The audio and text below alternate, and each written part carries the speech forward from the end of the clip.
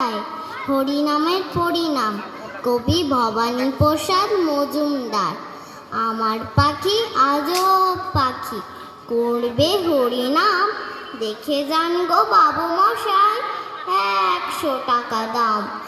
এই ছেলেরা চুপ করে থাক, করিস নে শোরগোল, বল তো পাখি বল একবার, বলো হরি বল।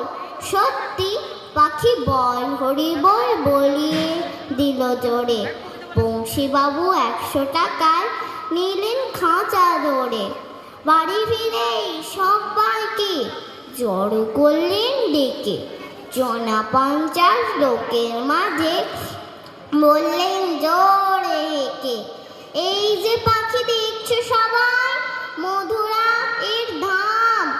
এই পাখিটাই দেখবে কেমন করবে হরিনাম। এই ছেলেরা চুপ করে থাক, করিস নে শোরগোল, বল তো পাখি বল একবার, বলো হরি বল। পাখি কিছুই বলে না তো, চুপটি করেই থাকে। বংশীবাবু রেগে মেগে বলেন তখন তাকে, এত করে সাধছি তোকে, বাড়ল কি তোর দর? দোহাই পাখি বল হরি বল, নইলে খাবি চর।